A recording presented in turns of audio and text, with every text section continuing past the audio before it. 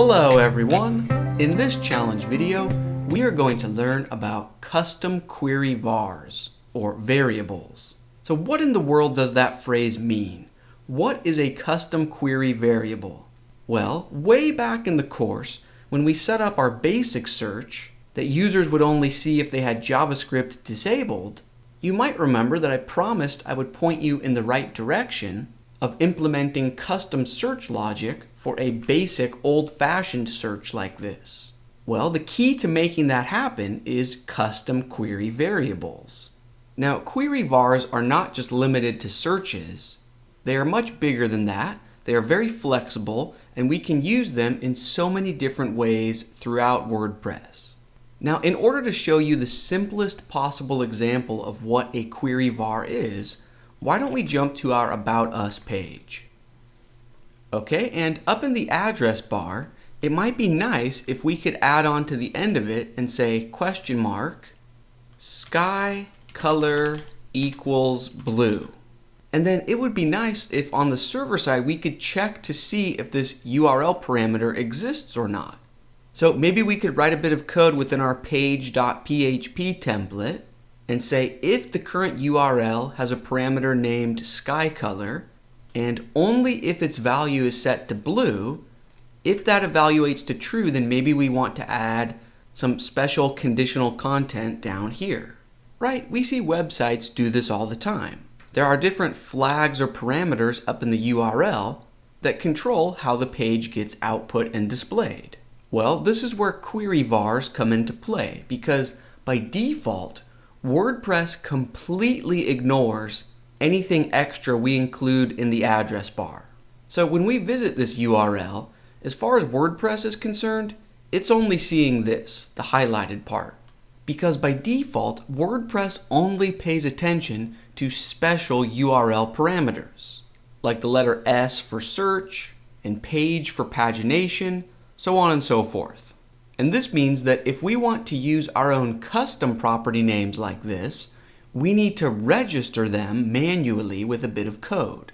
In other words, in this case, we need to register sky color as a query var. So that way WordPress doesn't just completely ignore it, and this way we can actually access its value on the server side. Luckily, this is very simple to do. So right now, let's jump into our text editor. And within our theme folder, I want you to jump into functions.php. And right up at the top here, let's add a new line and say add filter. And the name of the filter hook that we want to target is query vars. Okay, then the second argument is just a custom function that we get to invent. The name doesn't matter, but why don't we name it university query vars. Okay, then let's create a function with this matching name. Function university query vars, parentheses, curly brackets. And WordPress is going to pass all of the current query vars into our function. So within these parentheses as a parameter, we could say vars. And then within our filter function, we would just want to return that data. But the idea is that before we return it, we want to manipulate it in some way. So right above this return line, if we want to register a new query var, right? If we want to be on the lookout for sky color, we can just say vars, and it's an array, so square brackets. It's an array of all sorts of different variables about the current URL. And if we just say vars empty square brackets equals, this is how we can register a new query var. So then I will just say sky color, and that's it. That's all we need to do. Now WordPress will be on the lookout for sky color up in the address bar. So let's go ahead and save this file. And now, why don't we jump into our page.php template and write a bit of conditional code and say only if sky color equals blue, then maybe we want to output some special content down here. So back in our theme folder, let's jump into page.php and let's scroll down. Towards the bottom, maybe right below this generic the content, maybe right before this closing PHP tag, we can add a bit of code. Let's write an if statement. Let's say if parentheses curly brackets. And for our condition check, let's say if get query var, and that's a function, so it gets its own parentheses. And within those, let's just say sky color. So this code will fetch the value of sky color, and let's just say if that double equal sign, if that equals blue, and only if that evaluates to true, then let's do something.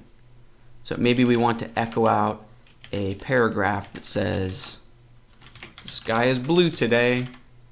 Be sure to end that line with a semicolon. Let's go ahead and save that. And now if I refresh, cool, I can see the sky is blue today.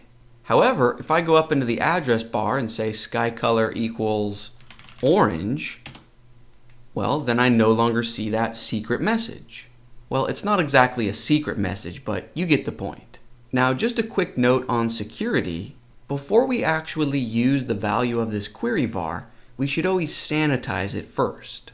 So maybe up here we could say sanitize text field, and within those parentheses say get query var sky color, end that line with a semicolon. But then at the very beginning of this line, we could just assign this to a variable.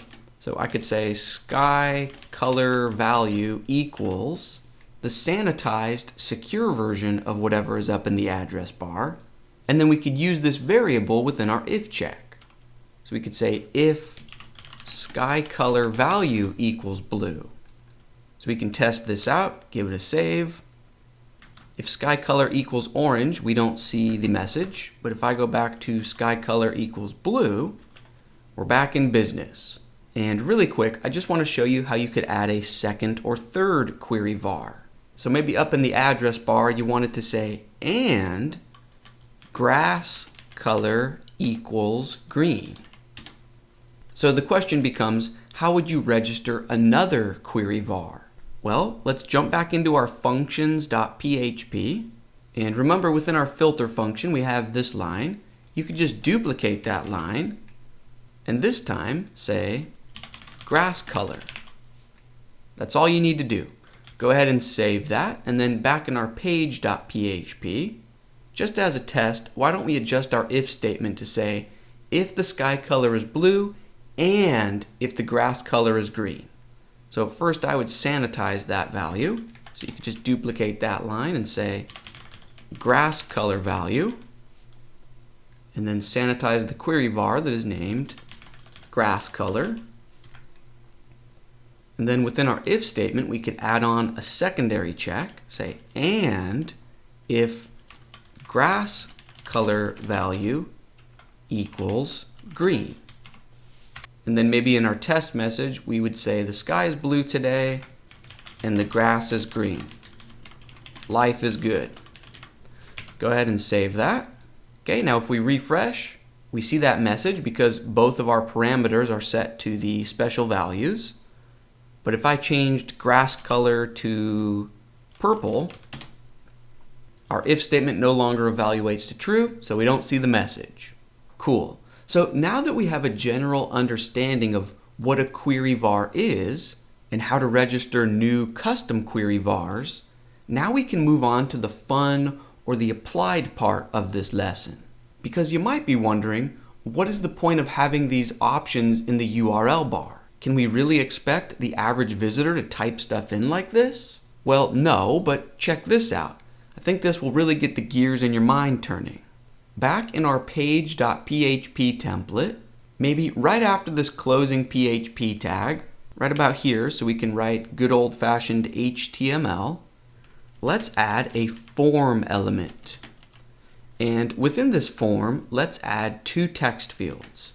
So input, and let's give the first one a name of sky color, and just a placeholder of sky color. This is what people will see when they first see the text field.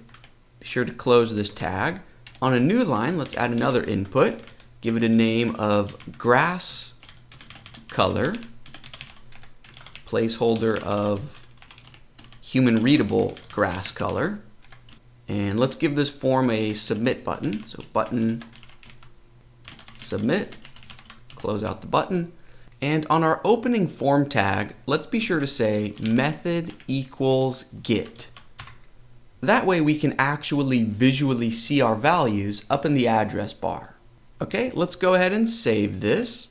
And then back on the front end, let's get rid of all of the extra information in the address bar. Just visit the base of your About Us page. Okay, and here we see that new form. And let's fill it out. So if I say that the sky color is purple and the grass color is orange, check out my URL. That's the exact syntax and structure that will work with query vars.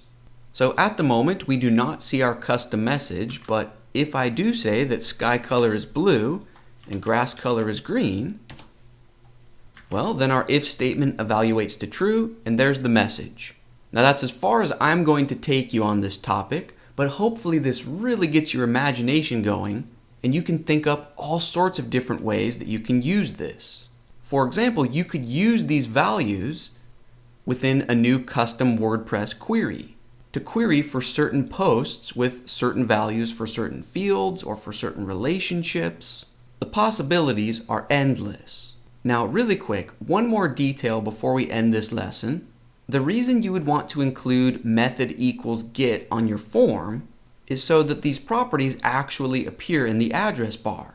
So that way, if someone reaches a unique results page and they want to share the resulting page that they see, they can just copy and paste this URL to a friend or family member.